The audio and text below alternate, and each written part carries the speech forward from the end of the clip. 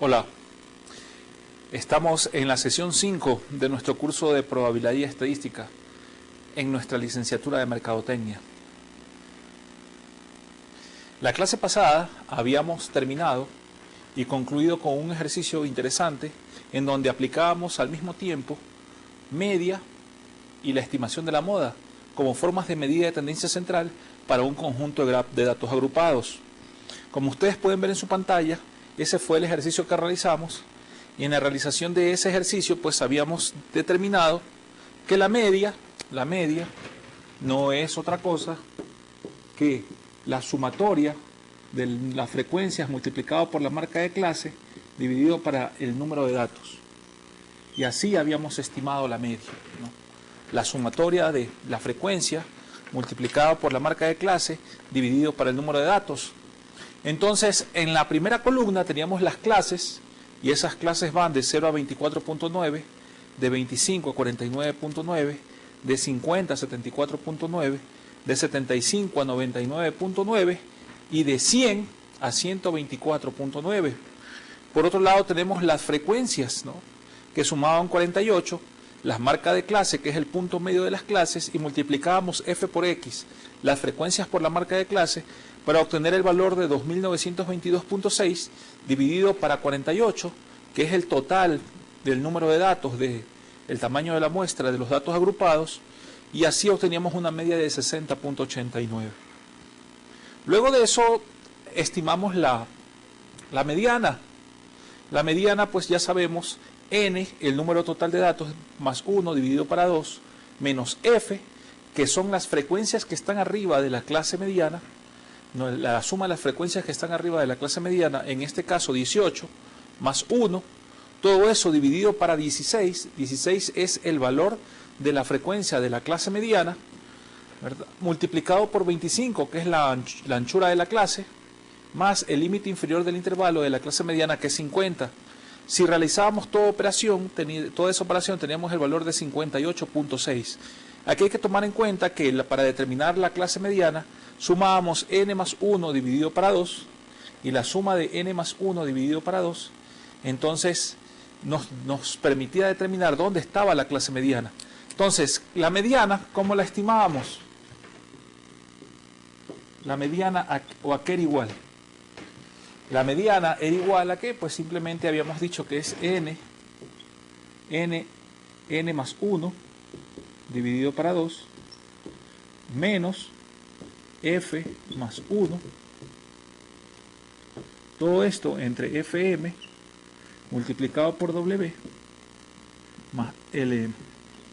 Y esta era la forma como estimábamos la mediana. Así estimábamos la mediana, media y mediana.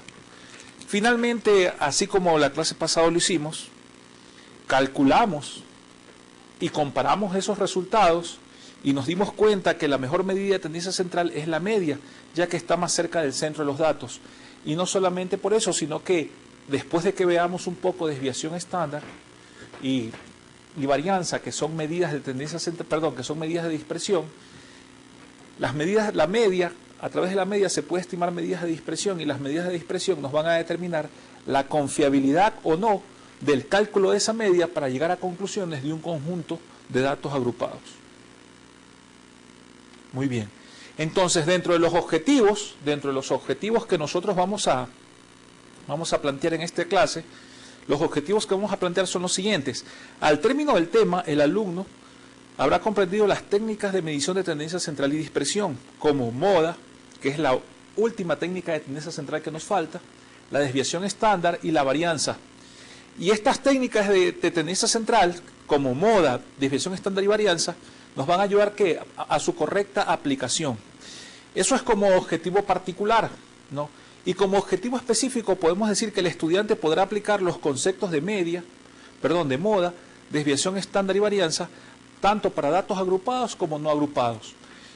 De la misma manera que la media y la mediana son muy fáciles de estimar para datos no agrupados, la moda también es muy fácil de identificar en datos no agrupados, porque simplemente es el valor que más se va a repetir, ¿no? Por eso se llama moda. Pero, de la misma forma que la media y la mediana tienen un proceso un poco más elaborado cuando se tratan de datos agrupados, lo mismo va a ocurrir con la moda.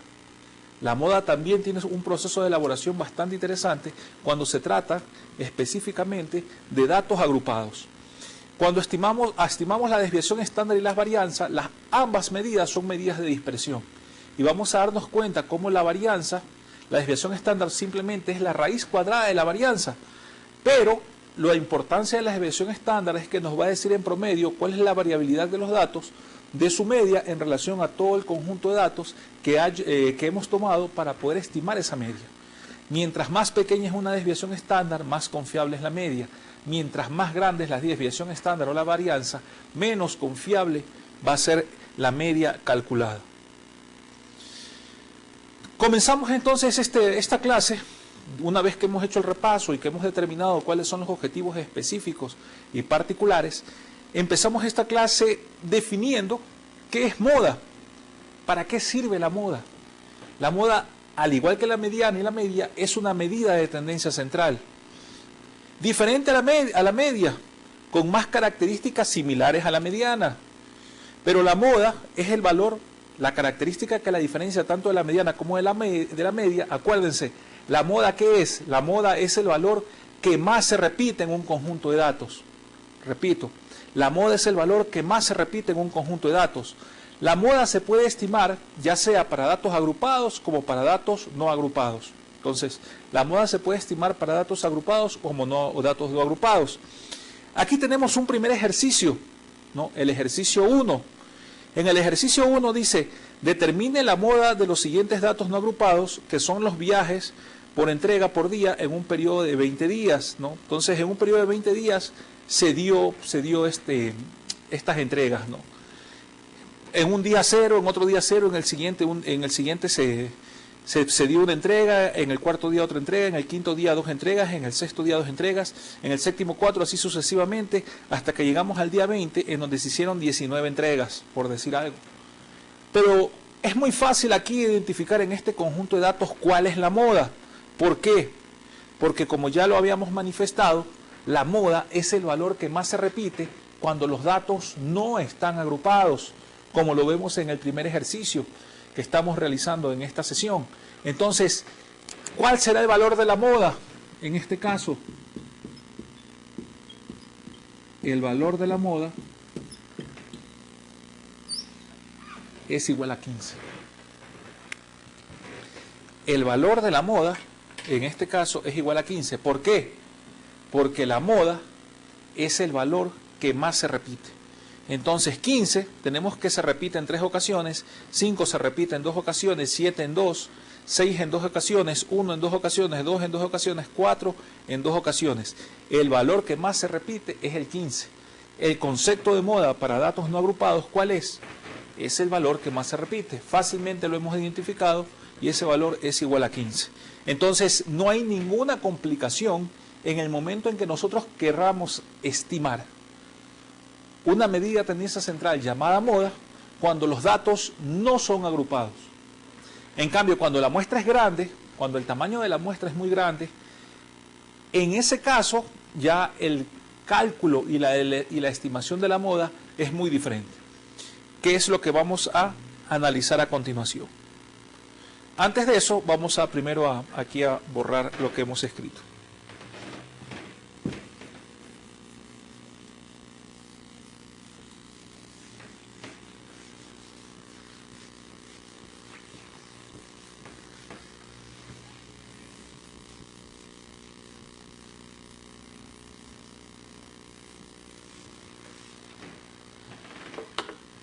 Bien, entonces, para estimar la mediana, ¿no?, de datos agrupados, en este caso estamos estimando la moda, se deben realizar los siguientes pasos, ¿no?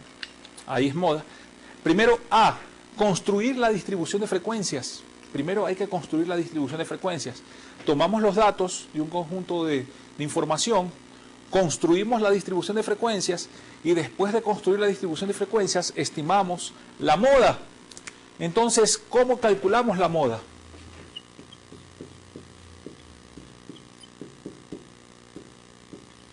¿Cómo estimamos la moda? ¿La moda a qué es igual?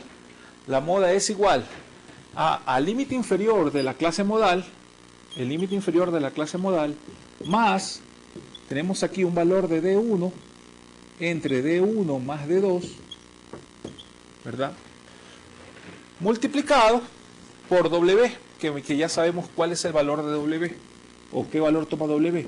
Simplemente es la amplitud o la anchura de las clases, ¿no? Eso es W. ¿Qué es LM? Como ustedes lo pueden ver en su pantalla.